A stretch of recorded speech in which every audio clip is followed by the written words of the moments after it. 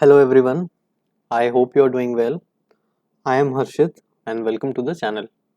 इस चैनल में हम यूजीसी नेट पेपर 1 से रिलेटेड इंपॉर्टेंट टॉपिक्स को डिस्कस कर रहे हैं। तो अगर आप यूजीसी नेट के लिए प्रिपेयर कर रहे हैं तो आप इस चैनल को सब्सक्राइब कर सकते हैं, या अगर आपके फ्रेंड्स प्रिपेयर कर रहे हैं तो इस वीडियो को आप उनके साथ शेयर कर सकते हैं। इस सेशन में जो टॉपिक हम डिस्कस करने वाले हैं वो है मैक्सिम्स ऑफ टीचिंग। इसको इफेक्टिव टीचिंग प्रैक्टिसेस भी कहा जाता है एंड ये नेट पेपर 1 के टीचिंग एप्टीट्यूड यूनिट का पार्ट है। तो चलिए इस टॉपिक को डिस्कस करते हैं। मैक्सिम्स ऑफ टीचिंग होता क्या है? Maxim's of teaching basically general guidelines होती हैं जो टीचिंग के प्रोसेस को इफेक्टिव बनाती हैं। ये यूनिवर्सल होती हैं, तो चाहे टीचर इंडिया में हो या यूनाइटेड किंगडम में हो या यूएसए हो, ये गाइडलाइन सबके लिए सेम होती हैं एंड ये over a period of time develop करी गई हैं। ये गाइडलाइन क्या इंश्योर करती हैं कि जो लर्नर है उसका टीचिंग लर्निंग प्रोसेस में एक्टिव इन्वॉल्वमेंट रहे एंड पार्टिसिपेशन रहे, एंड जो लर्नर है वो लर्निंग के लिए मोटिवेटेड रहे। जो इस मैक्सिम्स की नॉलेज है वो टीचिंग लर्निंग प्रोसेस को सिस्टमैटिक एंड प्लान्ड बनाती हैं। तो ये बेसिक हो गया मैक्सिम्स ऑफ टीचिंग के बारे में। अब हम देखते हैं अलग अलग मैक्सिम्स ऑफ टीचिंग को। सबसे पहले मैक्सिम क्या कहती है कि जो टीचर है वो प्रोसीड करता है from known to the unknown. जो टीचर है जब वो नई चीज़ को पढ़ा रहा है तो वो जो नई चीज़ है उसको पुरानी चीज़ के साथ लिंक करेगा एंड जो नया आइडिया है वो लर्नर तक पहुंचाएगा। तो इस प्रोसेस का सक्सेसफुल होने के लिए यह ज़रूरी है कि जो टीचर है उसको इन्फॉर्मेशन होनी चाहिए लर्नर की प्रीवियस नॉलेज की। उस प्रीवियस नॉलेज को यूज़ करके वो लर्नर को न्यू नॉलेज, नया कॉन्सेप्ट सिखाएगा। जैसे सपोज कोई टीचर है, उसको स्टूडेंट को प्रॉफिट एंड लॉस सिखाना है, तो वो जो लर्नर है उसको रियल लाइफ एग्जांपल्स देगा जो उसे पता होंगे। कि वो एक बेसिकली शॉपकीपर का एग्जांपल दे सकता है, जो शॉपकीपर ने इतने पर्टिकुलर अमाउंट में चीज़ को ख़रीदा है, कुछ अमाउंट में चीज़ को बेचा है एंड उसको बेच के उसको कुछ गेन हुआ है एंड उसको प्रॉफिट कहते हैं। इस एग्जाम्पल को देने के बाद वो प्रॉफिट एंड लॉस से रिलेटेड अलग अलग कॉन्सेप्ट्स को डिस्कस करेगा एंड फिर फॉर्मूलाज को डिस्कस करेगा। तो यहाँ पे जो टीचर है he has gone from the known to the unknown. आप ऑलरेडी जो लर्नर को चीज़ पता है उसको यूज़ करके एक नया कॉन्सेप्ट टीचर ने सिखाया है। तो ये हो गया पहला मैक्सिमम ऑफ टीचिंग। दूसरा क्या है कि जो लर्नर है उसको सिंपल से कॉम्प्लेक्स चीज़ सिखाए। ये तो नॉर्मल जो हमारी टीचिंग होती है वो वैसा ही होती है। आप किसी भी क्लास में देख लीजिए, सबसे पहले आपको सिंपल चीज़ सिखाई जाती है, उसके बेस को यूज़ किया जाता है एंड फिर कॉम्प्लेक्स चीज़ सिखाई जाती है। सिमिलरली अगर आप क्लासेस वो देखोगे, फर्स्ट स्टैंडर्ड से जैसे ही आप 10th स्टैंडर्ड में पहुँचे हो, आप over a period of time आपकी क्लासेस जो हैं वो कॉम्प्लेक्स होती गई हैं। तो यहाँ पे क्या होता है कि जो लर्नर है, ताकि उसका इंटरेस्ट बना रहे, पहले उसे सिंपल चीज़ सिखाई जाती है एंड एक बार इंटरेस्ट बन गया, मोटिवेशन डेवलप हो गया, तो फिर कॉम्प्लेक्स चीज़ पे प्रोसीड किया जाता है। तो वही इसमें कहा गया है कि when learner proceeds from simple to complex he will be motivated to learn and take interest in the lesson. And syllabus prepare करने के समय भी टीचर को यह देखना चाहिए कि जो सिंपल वाला पार्ट है वो पहले आए before proceeding to the complex वाला पार्ट। तो ये हो गया मैक्सिम्स ऑफ टीचिंग में सिंपल टू कॉम्प्लेक्स। अब हम आ जाते हैं फ्रॉम कॉन्क्रीट टू एब्स्ट्रैक्ट। ये कॉन्सेप्ट ये कहता है कि आपको कोई भी चीज़, नई चीज़, नया आइडिया सिखाना है तो उसको आपको कॉन्क्रीट चीज़ से, रियल चीज़ से लिंक करना पड़ेगा। कॉन्क्रीट का मतलब होता है रियल, एंड उस रियल चीज़ से लिंक करके आप आइडियाज़ पे जाओगे, एब्स्ट्रैक्ट चीज़ों पे जाओगे। तो जब ये चीज़ होती है तो जो लर्नर है वो जो नया आइडियाज़ है उससे बेटर एसोसिएट करने लगता है। जैसे आप सपोज आपको किसी स्टूडेंट को एडिशन का कॉन्सेप्ट सिखाना है, तो आप सबसे पहले ही उसको डायरेक्टली सिंबल्स और नंबर्स नहीं बताएंगे कि 2+2 का मतलब होता है 4। ऐसे तो उसे कुछ समझ आएगा नहीं। आप क्या करेंगे, आप एग्जाम्पल्स को लेंगे कि सपोज तुम्हारे पास 2 कॉइन्स थे, उसमें आपने 2 कॉइन्स और ऐड कर दिए तो ये हो गए 4 कॉइन्स।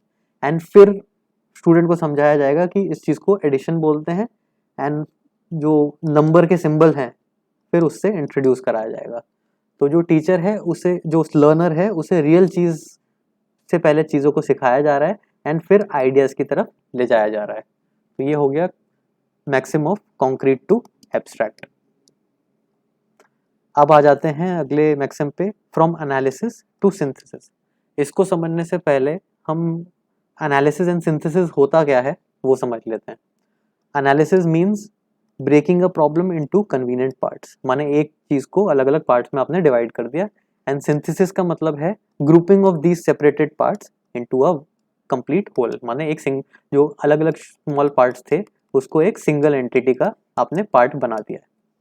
ये जो मैक्सिम है ये मैथमेटिक्स पढ़ाने के लिए, साइंस पढ़ाने के लिए एंड सिमिलर सब्जेक्ट्स पढ़ाने के लिए यूज़फुल है। हम जो एग्जांपल देखेंगे, हम एग्जांपल देखेंगे इंग्लिश का।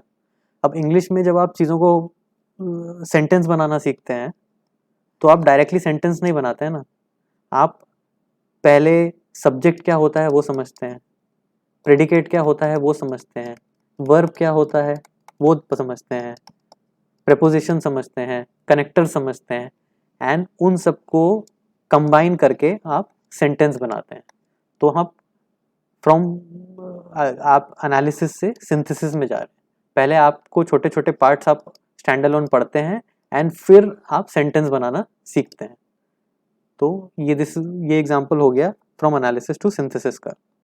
अब हम आ जाते हैं अगले मैक्सिम पे, जो है फ्रॉम पर्टिकुलर टू जनरल। यहाँ पे क्या है, जो टीचर है वो प्रेजेंट करता है एक पर्टिकुलर इंसिडेंट या एग्जाम्पल को एंड उसको फिर जनरलाइज करने की कोशिश करता है अमंग लर्नर्स।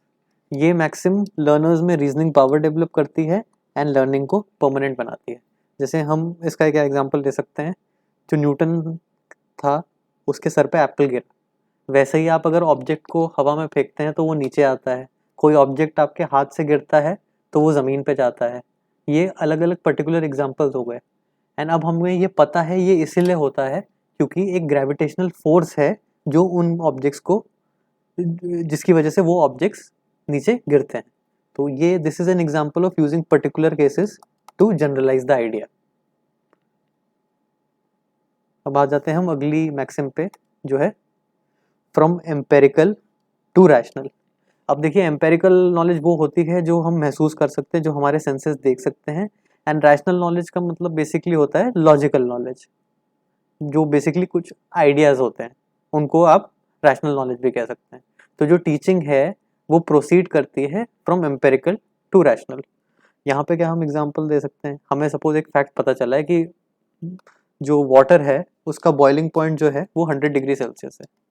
तो इसको, ये जो रैशनल फैक्ट है, साइंटिफिक फैक्ट है, इसको हम प्रूव कर सकते हैं एम्पेरिकली। आप वाटर को हीट करेंगे 100 डिग्री सेल्सियस तक देखेंगे एंड आपको पता चलेगा कि वाटर वेपर हो गया और एवेपोरेट हो गया। तो यहाँ पे एम्पेरिकल प्रोसेस से हम रैशनल उस पे आ रहे हैं, रैशनल लॉजिकल फैक्ट पे आ रहे हैं। तो ये हो गया maxim from empirical to rational. अब हम आ जाते हैं फ्रॉम इंडक्टिव टू डिडक्टिव। अब इंडक्टिव मेथड में हम अलग अलग, जो in inductive method after citing many illustration एक थ्योरी एंड प्रिंसिपल को डिराइव किया जाता है। एंड डिडक्टिव मेथड में अपोजिट होता है, वहाँ पे एक ऑलरेडी थ्योरी दी जाती है जिससे पर्टिकुलर केसेस बनाए जाते हैं। जो टीचिंग होती है वो हमेशा इंडक्शन से डिडक्शन में फिनिश होती है एंड बाद में उस डिडक्शन को यूज करके आप अलग अलग एग्जांपल्स ले सकते हो। जैसे एक यहाँ पे एग्जांपल देखते हैं सिलोजिज्म्स का। सिलोजिज्म में हम देखें एक अलग अलग जो आर्ग्यूमेंट्स हैं वो देखते हैं। Rahul is मॉर्टल, Rahul is a man, Raj is मॉर्टल, Raj is a man. इसमें से हम क्या स्टेटमेंट डिराइव कर सकते हैं? वो स्टेटमेंट ये होगा कि ऑल मैन आर मॉर्टल। तो ये एग्जाम्पल हो गया फ्रॉम इंडक्टिव टू डिडक्टिव का। अब हम आ जाते हैं अगले मैक्सिमम ऑफ टीचिंग में, जो है फ्रॉम साइकोलॉजिकल टू लॉजिकल।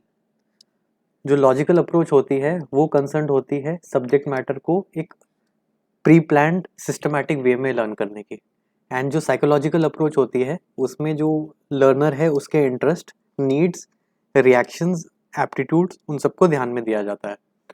तो जो मॉडर्न एजुकेशन है वो ये कहती है कि जो साइकोलॉजिकल सीक्वेंस है that should be given more importance in teaching of a young learner in comparison to logical sequence.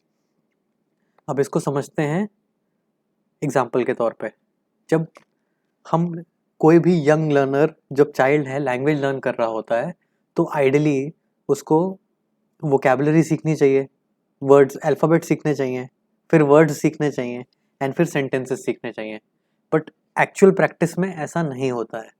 हम देखते हैं पहले छोटे छोटे वर्ड सिखाए जाते हैं, छोटे सेंटेंसेस सिखाए जाते हैं एंड एक बार एक जब reasonable level of language develop हो जाती है फिर लॉजिकली जाया जाता है। तो यहाँ पे जो है साइकोलॉजिकल से लॉजिकल अप्रोच में जाया जाता है।